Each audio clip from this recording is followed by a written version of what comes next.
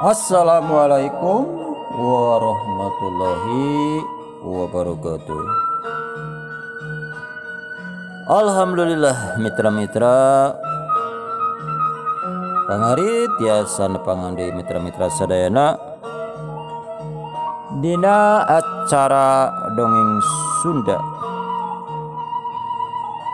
Sunda garapan pangarit dina carios cinta ditolak dukun bertindak ayeuna teh serika 31. Kurang langsung mitra-mitra supados teh nyangklong teh kana waktos sumaha urang kawitan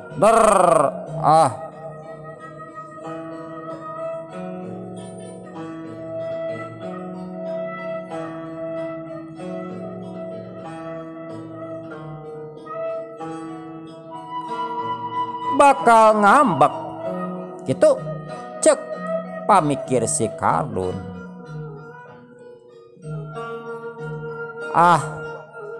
Aing marek di kitu rek di kieu ge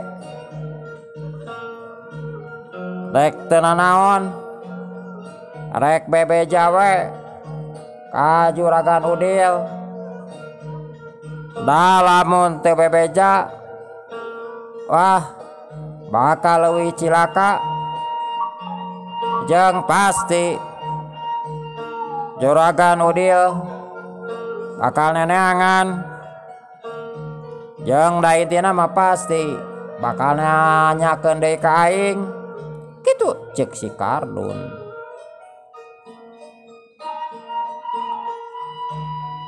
Si Kardun sabenerna mah hatena bener-bener ngerasa sedih. Sobat nganiji-ijina nyata si Tarang anu salila ieu memang ari ngaran si Tarang mah nyaah berehan ari ka manehna mah memang ari ka batur mah. Si Kardun anu saterusna indit deui nuju ka imahna Pak Udil. Teka catur di jalana si Kardun geus nepi deui ka imahna Pak Udil. Sanggeus motor di kasisikeun nyaeta di sisi imah anu saterusna si Kardun muru kana panto terus keketrok bari kituna teh uluk salam.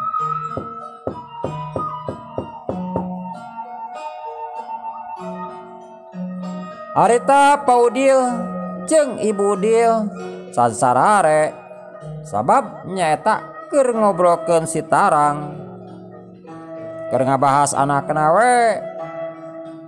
Da memang lamun ku ngundag kadinya mah Ibu Udil jeung Pak Udil ge ari hate leutikna mah watir kudu kumaha tapi da anger we ari ngadenge informasi yen pisalakieunana Deng Siti teh nyaeta keluarga besar Mama Kiai Mustofa.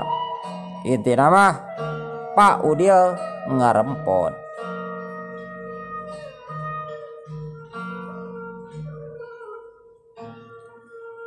Cek Pak Udil nakamana anak-anakan tita tadi ini nepikeun ka wayah kieu can mulang keneh. Intina matak hariwang atuh ngadenge anu kaketrok kana panto. Pak Udil meuni curinghak anu saterusna Pak Udil muru kana panto imah.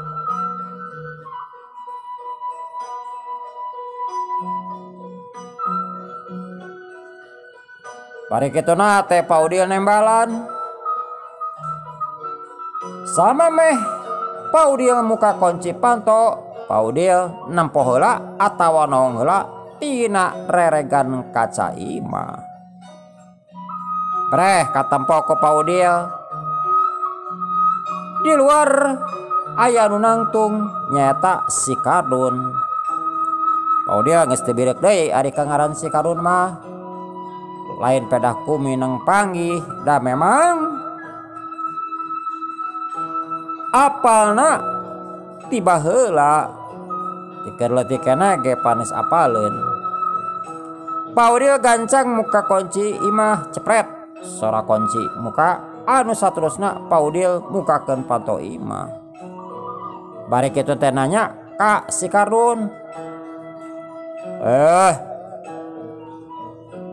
maneh Don, mana si Tarang? Dekat tempo kitu cek Paudil. Nanya ka si Kardun,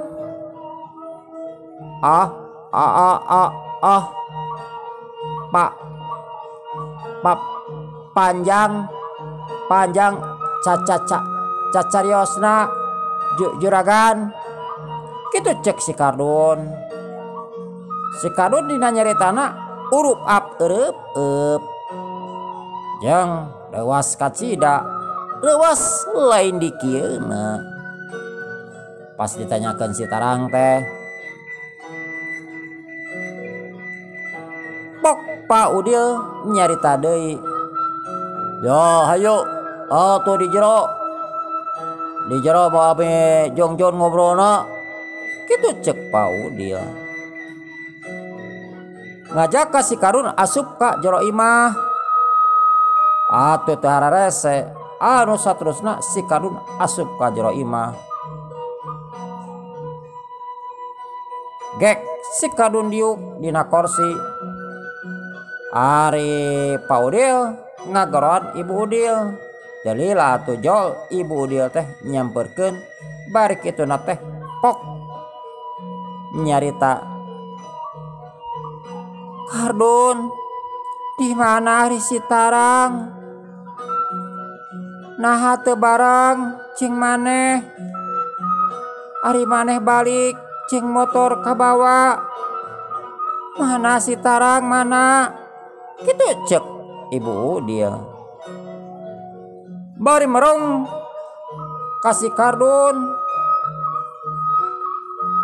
Dina nyaritana ge teh sedikna merakpak. Nya Don, sok nyarita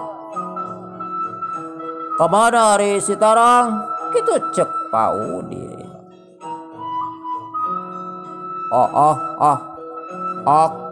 Ki ya jujuragan nanging hapunten sateu acana ge bilih abdi lepat da ari kanggo abdi mah serba bingung ari teu nurut ka Den Tarang lepat, ari nurut oge lepat kitu cek si Kardun.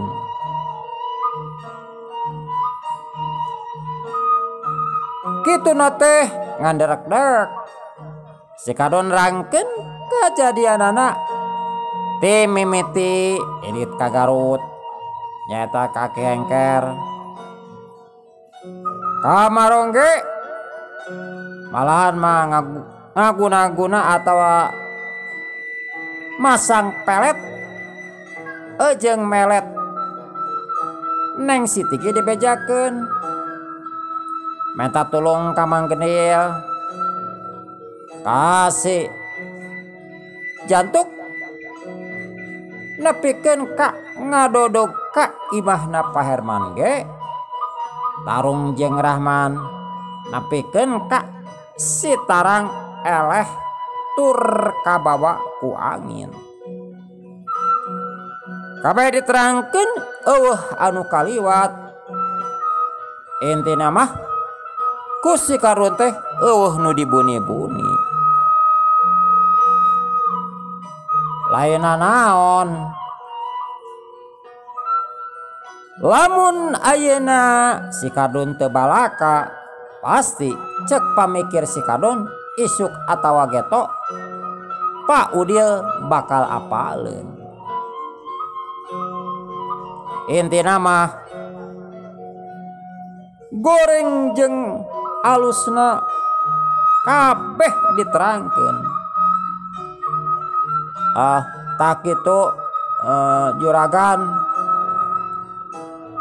kajantanana mah abdi sakali deui bade nyuhun ke dihapunten ka juragan pamagat sareng ka juragan istri kitu cek si Kardun. Kituna teh bari tungkul atuh Pak Udil jeung Ibu Udil meningah huleng bingung teu mangih tungtung kumaha lamun geus kieu. Kituna teh Pak Udil bari narik napas kumaha we siga anu geus lempang jauh. Intina mah dadi enten teu oge yen anakna salah kacida. Anu nyen masalah timimiti manehna. Jeung Pak Udil ge sadar deui da memang anakna kurang pendidikan tina agama. Wajar teu kitu-kitu acan mah cek kasarna mah budak bedegong. Da jeung ari Sitarang mah pan diogo pisan ku indung bapana teh. Mun hayang naon-naon oge teu oleh digugu, teu oleh dipangmeulikeun. Pok Pak Udil nyarita ka Ibu Udil. Kumaha lamun geus kieu ibuna Bapak bingung. Ari caritana kitu mah da geus jelas yen anu salah teh anak urang Sitarang jeung Sitarang anu ngamimitian nyieun kaonaran. Urang mah bisa nungtut itu jeung ieu. Da dina nungtutna ge pasti urang anu bakal salah atau bakal disalahkeun jeung urang nu bakal eleh. Kitu cek Pak Udil. Pok Ibu Udil nyarita, "Ya Pak, kumaha deui ari geus kieu mah? Nya urang narimakeun we kana kaayaan. Da intina mah urang keneh we anu salah mah salah ku kolotna. Bongana urang teu ngadidik kana agama, urang teh katungkulkeun teuing kudunya." Kitu cek Ibu Udil.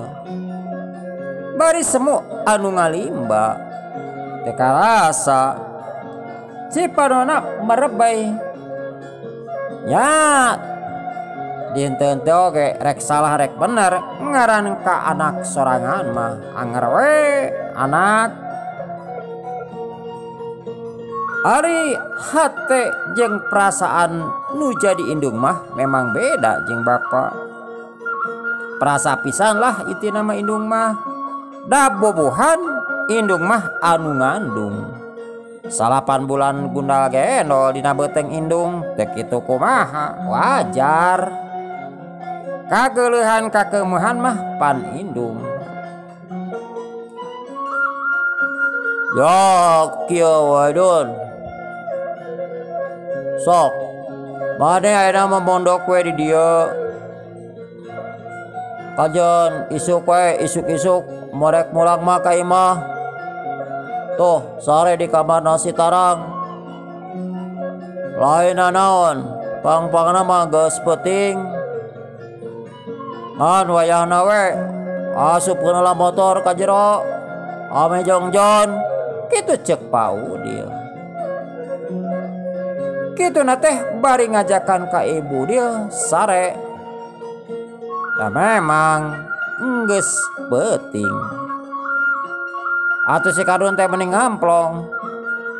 anu tadina dianggap yen Pak Udil jeung Ibu Udil bakal nyarekan lak-lak dasar.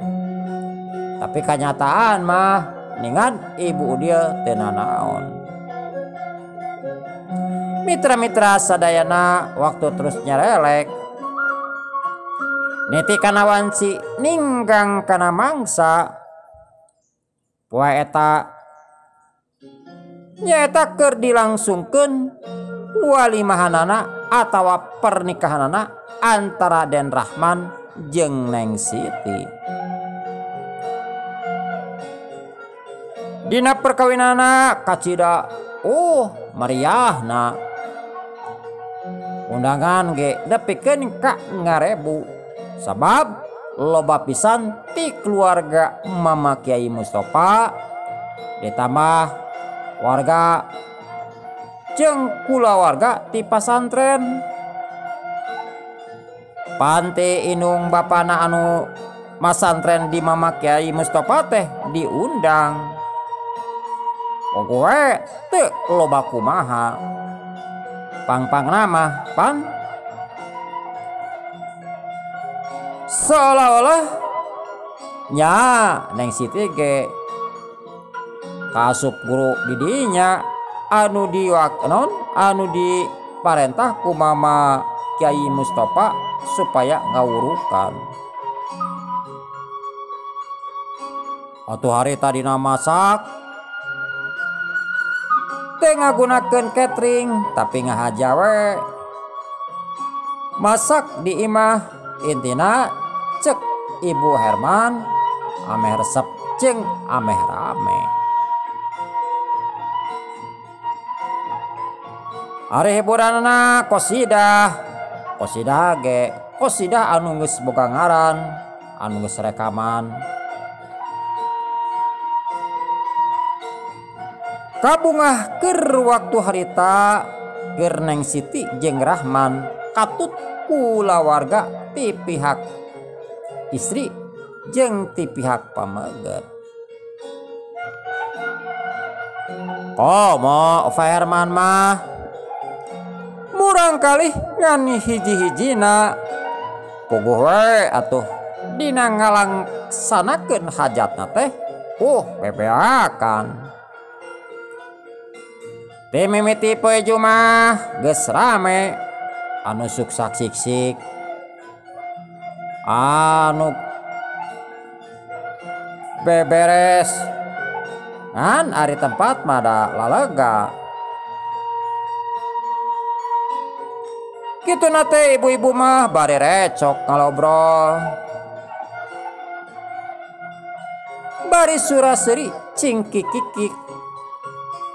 Bubuhan ibu-ibu ari bapak-bapak nama ari tateh keur mencit sapi ditambah ku domba puguh we atuh meni resep lain di kieuna barudak pendira ronghok narempok kanu keur mencit sapi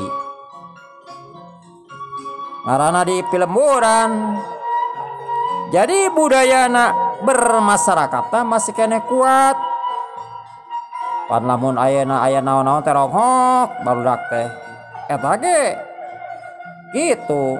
Tapi ku kolota teu dicarekeun we dateu ngapoe cenah. Ari pas dina peuting ramena teh kudu marasak jeung kudu baleum sate. Aturan sate teh nu dibaleum teh 5.000. Nya undangan ge geus 1.000 leuwih otomatis. Lamun sate kudu 3 tikeleun ti dinya sakurang-kurangna 3.000. 3.000 teh meureun lamun ku 1.500 mah khusus we keur undangan hungkul. Da anu aruleman teh mun nyanak sate teh pan mitra-mitranya tara hiji aya 2 aya anu 3 aya anu 4 sate hungkul aya. Asupna meuni nyerebeng Kituna teh nu meuleum sate nu marasak teh bari ngadengekeun wayang golek dina PCD. Sorana tarik bubuhan dikanabokeun. Puguh we. Waas lain dikina tu resep. Bapak-bapak manu nyararangu. Pan hauna ge hawu ku suluh teh menimbarak bakat tempora teh. Harita ge keluarga ti Pak Herman jeung Ibu Herman geus ngarumpul ti jauhna. Malahan mah sebagian mah aya anu monok di bumina teh nina. Nincak kada waktu subuh panganten geus mimiti dihias. Malahan mah Ibu Herman ge sami nuju dihias. Ari pagar ayu mah barudak parawan anu keur marejeuna. Sebagian nyokot di pesantren. Pokona mah keur pagawe keur utuh etah mah teu kakurangan jalma teh. Ti lembur nyokot sebagian, ti pesantren ge nyokot. Pokona mah perkawinan Neng Siti jeung Rahman meriah pisan. Kabeh warga kampung landeh kaler ngilu barunga, ngilu taruang, ngilu warareg. Tapi kan ka acara nikah teh beres, intina mah Rahman jeung Neng Siti sah jadi suami istri.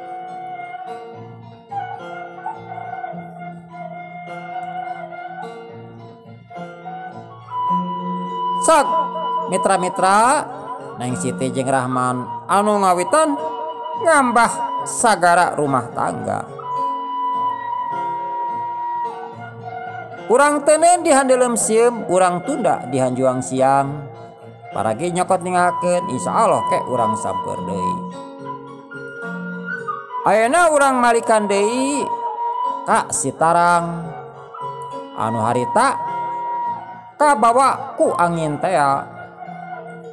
Awak Sitarang kumalayang di awang-awang, kumalayang di Mega Malang. Anu saterusna eta awak Sitarang nyirorot ka handap. Siga aya anu mawa, siga aya anu nanggeuy. Sitarang masih keneh kapiuhan. Bener pisan Sitarang jeung makhluk anu tadina nyicingan awak Sitarang teh dibawa ku hiji makhluk. Eta makhluk pikasieun. Awakna jangkung badag, panona bolotot, salina rebing, kuku-kukuna paranjang, untuna jeung siungna menirang ngeteng, buluna semu gomplok. Bari kituna teh aya buntutan.